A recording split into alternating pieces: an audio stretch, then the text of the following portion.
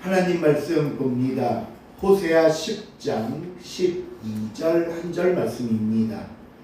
구약성경 1266페이지에 있습니다. 호세아 10장 12절 말씀 찾으실 줄 알고 제가 봉독해 드립니다. 너희가 자기를 위하여 공의를 심고 인애를 거두라. 너희 묵은 땅을 기경하라. 지금 이곳 여호와를 찾을 때니 마침내 여호와께서 오사 공의를 빛처럼 너희에게 내리시리라. 아멘.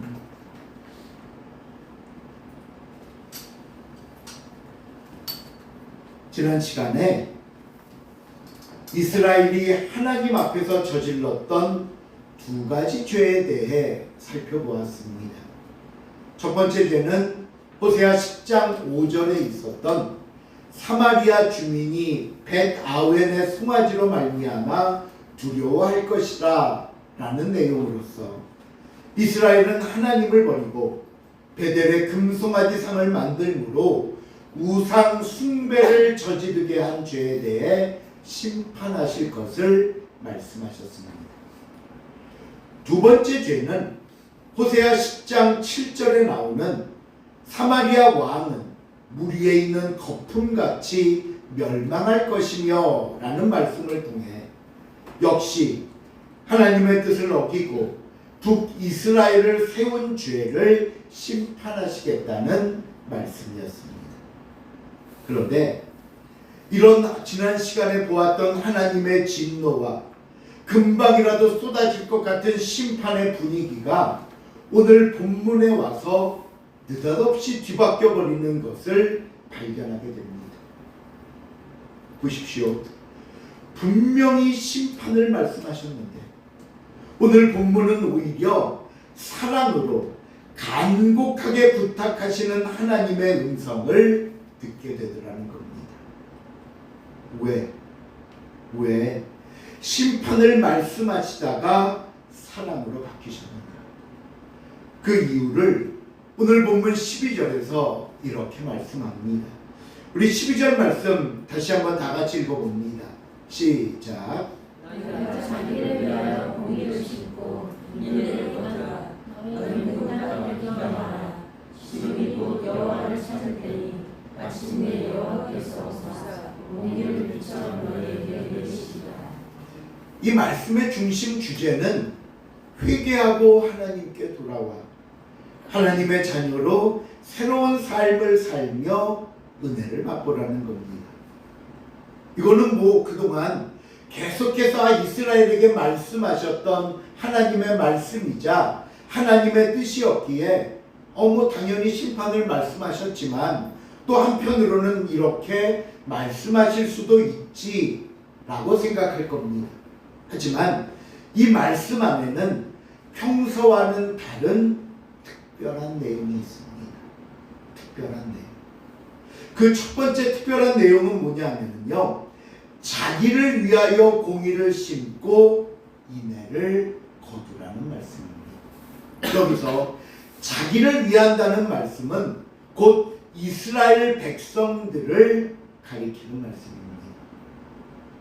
하나님께서 왜 자기를 위하여 너희 자신을 위하여 라는 말씀을 하셨을까요? 우리는요 마치 누군가의 말을 듣고 나서 행동을 하면 말한 그 사람을 위해 하는 것처럼 여길 때가 있습니다.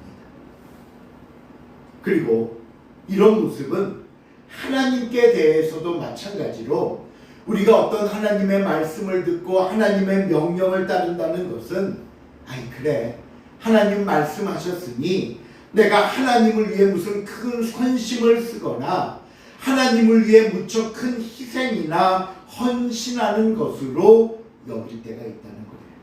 그런데 아니라는 말씀입니다. 아니라는 거예요. 하나님께서 말씀하시는 것 때로는 저와 여러분에게 강조하시고 명령하시고 강요하시는 것은 하나님을 위해서가 아니라 누구를 위해서? 자기를 위해서. 저와 여러분을 위한 말씀이라는 사실을 우리가 깨달아야 합니다. 나를 위한 말씀. 욥기 22장 2절에서 3절을 보면요, 엘리바스가 욥에게 이런 말을 합니다. 같이 한번 볼까요? 사람이 시작. 사람이 어찌하면 그에게 유익하게 하겠느냐. 지혜로운 자도 자기에게 유익할 따름이다. 내가 의로움을 전진 자에게 무슨 기쁨이 있겠으며 내 행위가 옹졸한들 그에게 무슨 이익이 있겠느냐. 이 말씀을 그대로 풀어보면 이런 얘기입니다. 우리가 하나님께 유익하지 않다.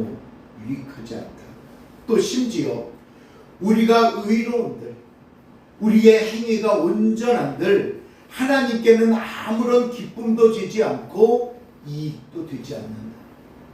아니, 어떻게 보면 참 슬픈 말씀입니다. 그리고 우리의 믿음과 신앙생활의 의미를 송두리째 뒤흔들어 버리는 허무한 말씀이기도 합니다. 우리의 삶이 하나님께 아무 유익과 이익이 안 된다? 그러면 이 말씀의 의미가 무엇이냐? 성 어거스틴이 이 부분을 이렇게 설명했습니다. 잘 들어보세요. 당신이 하나님을 찬양한다고 해서 하나님이 더 나아지는 분도 아니고, 당신이 하나님을 비난한다고 해서 더 못해지는 분도 아닙니다. 하나님께서는 언제나 선하시고 전능하신 그 모습 그대로 계시기 때문입니다. 그러나 당신이 하나님을 찬양하면 찬양하는 당신이 더 나아지게 되는 것이고, 당신이 하나님을 비난하면 비난하는 당신이 더 못해지게 되는 것입니다. 우리가 하나님을 위해 일한다고 하고 하나님께 헌신하고 하나님께 충성한다고 이야기하지만 결국에는 그 모든 일들이 다시 나에게 되돌아오는 축복이 된다는 말씀입니다. 그러기에 먼저 오늘 우리에게 말씀하시는 성경의 가르침을 분명히 깨달으시기를 바랍니다. 잘 들어보세요. 첫째, 우리 안에서 일을 계획하시는 분은 하나님이십니다. 그렇죠? 하나님이 계획합니다. 둘째, 그 계획하는 일을 진행하시는 분 또한 하나님이십니다. 하나님이 진행하는 거예요. 셋째, 그 진행하는 일, 그 계획하고 진행하는 일을 이루시는 분 또한 하나님이십니다. 이렇게 하나님께서 내 삶의 모든 것을 계획하시고 진행하시고 이루심으로 결국에는 하나님께서 다 하시는 일인데, 하나님이 하시는 일인데, 그럼에도 불구하고 저와 여러분을 어떻게 대하시는 줄 아십니까? 그 하나님의 일에, 그 하나님의 이끄심에 우리가 하나님을 믿고 순종하면 하나님은 그런 우리가 기쁘신 거예요. 그런 우리의 순종이 대견스러운 거고요. 그렇게 하나님을 우리의 믿는 모습이 너무나 자랑스러우셔서 하나님이 다 이루신 그 일의 결과를 우리에게 축복과 은혜로 되돌려 주시더라는 거예요. 이게 하나님입니다. 그러기에 자기를 위하여 일하라고 말씀하는 겁니다. 아브라함을 보십시오. 메소포타미아 지역 우르라는 도시에서 우상의 신상을 만드는 아버지 밑에서 하나님의 존재도 모르고 살았던 아브라함이었습니다. 하나님은 그를 부르셔서 가나안 땅에 들어오게 했지만 여전히 믿음도 없는 아브라함입니다. 그런데 그런 아브라함을 이끄시고 그에게 가르치셔서 결국 어느 자리까지 오게 하는지 보십시오. 하루는 아브라함을 이끌고 밖으로 나가 하늘의 수많은 별들을 보여주며 하나님이 말씀합니다.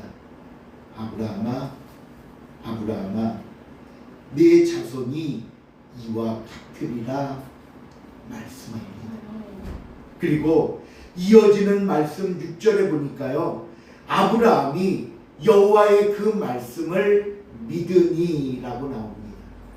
믿으니, 말씀을 믿으니. 아브라함이 하나님의 말씀을 믿게 된 것은 아브라함이 열심히 노력하거나 뭔가 자기가 믿음을 갖기 위해 최선을 다한 결과가 아니었습니다. 처음부터 끝까지 하나님이 하셨습니다. 그러고 나서 아브라함이 이제 드디어 하나님의 말씀에 반응하자, 믿게 되자 아브라함에게 보이신 하나님의 반응이 뭔 줄 아십니까? 아브라함이 하나님을 믿으니 그 다음 여호와께서 이를 그의 의로 여기시고 하나님께서 아브라함을 의롭다 하시는 겁니다. 이것이 하나님의 은혜입니다. 하나님이 다 하시고 나서, 하나님이 다 이끄시고 나서 그 결과를 가지고 또다시 우리를 축복으로 이끄시는 하나님. 오늘 본문이 말씀하고자 하는 것도 마찬가지입니다. 여러분, 너희가 행하는 모든 일이 결국 너희를 위하는 것이라고 말씀합니다. 그러니 누구를 위해 하라고요? 나. 내 자신을 위해 순종하라고 말씀합니다. 두 번째, 오늘 본문이 갖고 있는 특별한 내용은요, 그러면 나를 위한 의를 언제 심어야 할 것인가 하는 시기에 관한 말씀입니다. 오늘 본문 12절을 다시 보시면요, 지금이 곧 여호와를 찾을 때니 라고 말씀합니다. 지금이 곧 이때다. 여기서 이때라는 말은 흐르는 시간 속에 무의미한 어느 한 시점을 이야기하는 것이 아니라 가장 적당한 시기를 말씀합니다. 그리고 가장 결정적이고 가장 특별한 그 시기를 가리키고 있는 겁니다. 이스라엘 백성들에게 이때라는 시기의 의미는요, 누구보다 마음 깊이 자리 잡고 있는데 그 이유는 이스라엘의 농경 풍습이 가져온 결과이기 때문입니다. 농사 지어보신 분들은 알죠. 기후가 되고 때가 되면 그 일을 해야 다음의 일을 이어갈 수 있고 그래야 열매와 곡식을 얻을 수 있지 않습니까? 농사를 지으려면 계절마다 시기마다 반드시 해야 하는 일들이 있습니다. 이것을 놓치면요, 크게는 한 해 농사를 망치는 경우가 허다하기 때문입니다. 그때 그걸 안 하면 안 된다는 거예요. 그래서 예수님의 비유 가운데 이런 비유를 하셨어요. 쟁기를 잡고 뒤를 뒤돌아보는 자는 하나님 나라에 합당하지 않다. 우리는 이게 도대체 무슨 소린가 하는데 이것도 바로 농경사회 속에 이 때를 언급하신 내용입니다. 땅을 일궈야 하고 씨를 뿌려야 하는데 밭에 나가 그걸 하기 위해 쟁기를 잡았는데 땅을 일구고 씨를 뿌려야 할 때 쟁기 잡고 뒤돌아보면서 딴 곳에 정신 팔려 있거나 딴짓하고 있으면 이것은 가장 어리석은 자임을 말씀하는 겁니다. 바로 이 때의 의미를 오늘 본문으로 가져와 그대로 적용하며 말씀합니다. 지금 이 때를 놓치고 나서 다음의 때를 기다릴 수 있는 상황이 아니다. 지금 이 때를 놓치면 다시는 영영 그와 같은 때를 얻지 못하는 가장 중요한 시간이다. 그러므로 하나님은 이스라엘을 향하여 간절하면서도 안타까운 심정으로 말씀합니다. 지금이 곧 여호와를 찾을 때다. 너희가 지금 이 순간 이 기회를 놓치면 다시는 회복할 수 없으리라. 그렇다면 다시 찾을 수 없고 회복할 수 없는 것으로 끝입니까? 아니요. 아니요, 이제 이후로 너희에게 남은 것은 하나님의 무엇뿐이다? 심판뿐이다.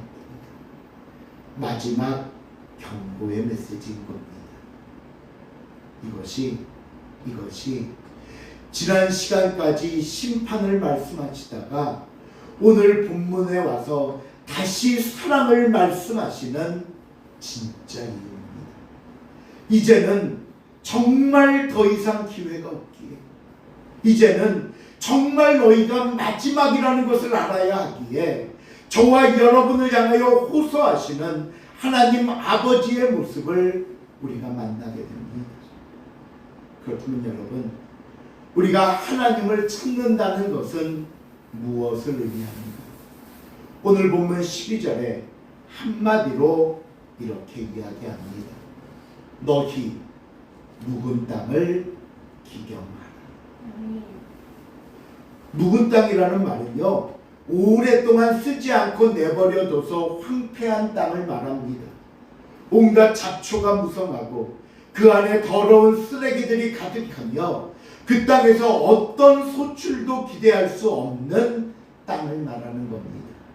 그래서 예레미야 4장 3절에 보시면요, 이런 말씀을 합니다. 여호와께서 유다와 예루살렘 사람에게 이와 같이 이르노라. 너희 묵은 땅을 갈고 가시덤불에 파종하지 말아라. 묵은 땅을 그대로 두거나 묵은 땅을 갈지 않고 그 위에 씨를 뿌리는 것은 어리석은 짓이라고 말씀하지 않습니까?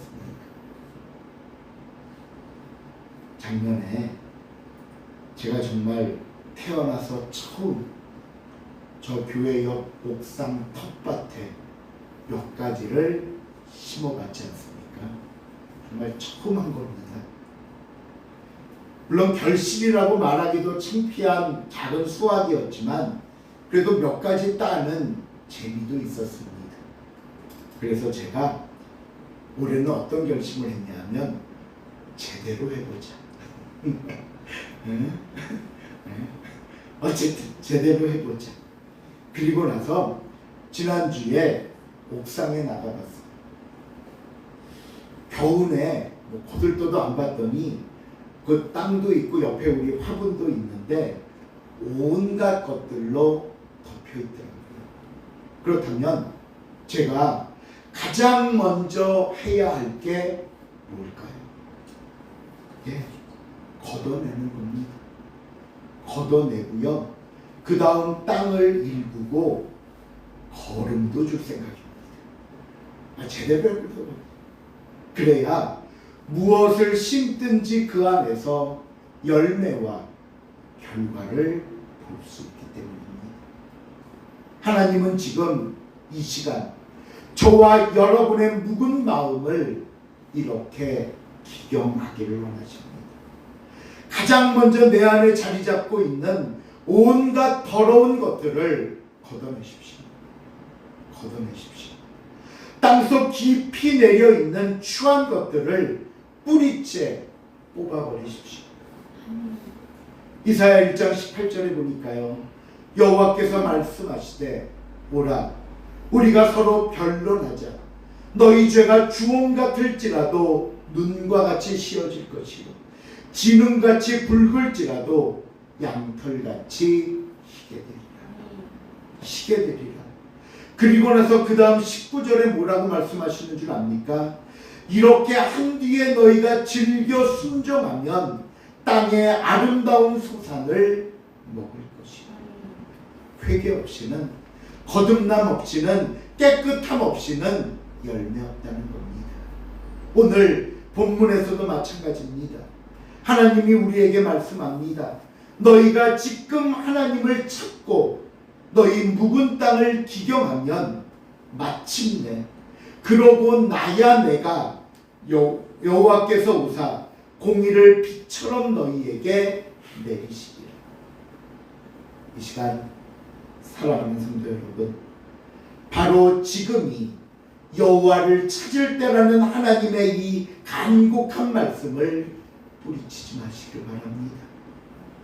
바로 지금 하나님의 말씀을 듣고 있는 오늘 이 시간 이 자리가 하나님을 찾을 때임을 기억하시며 우리의 묵은 땅을 기경하시길 바랍니다.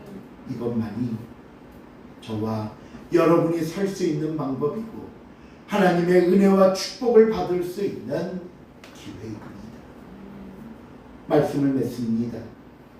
오늘은 2024년도 3월 첫 번째 주일입니다. 보통 3월이라고 하면 새봄이 왔음을 이야기하고 우리 학생들은 새학년, 새학기 또 여러 가지 새로운 출발을 알리는 시기이기도 합니다. 물론 겨우내 묵혔던 땅을 일구고 새로운 농사를 시작해보기도 합니다. 여러분, 새롭게 주신 기회입니다. 그러나 마지막 기회라고 생각하십시오. 더 미루면, 더 늦추면, 더 이상 회개하지 않으면, 더 이상 하나님 앞에 나와 매달리지 않으면 다음이라는 기회는 없습니다. 아니, 하나님의 무서운 책망과 심판만이 있을 것임을 우리가 다시 한번 새겨듣고 저와 여러분의 묵은 마음, 묵은 땅을 기경함으로 하나님이 주시는 열매를 얻게 되는 저와 여러분의 복된 삶이 될 수 있기를 다시 한번 주님의 이름으로 부탁을 드립니다. 기도하시겠습니다. 너희 묵은 땅을 기경하라 말씀하시는 하나님, 해야 됨을 알면서도 너무나 더럽혀져 있음을 깨달으면서도 순종하지 못합니다. 연약합니다. 게으릅니다. 아니, 교만합니다. 그대로 씨를 뿌려도 되는 줄 알고 무조건 열매만을 기대하며 바라는 우리의 욕심이 너무나 앞섭니다. 주여 용서하여 주시고 지금이 곧 이때라 말씀하시는 하나님, 지금이 마지막이라 말씀하시는 하나님의 그 음성 앞에 우리가 서게 하여 주시옵소서. 감사드리오며 예수님의 이름으로 기도하옵나이다. 아멘.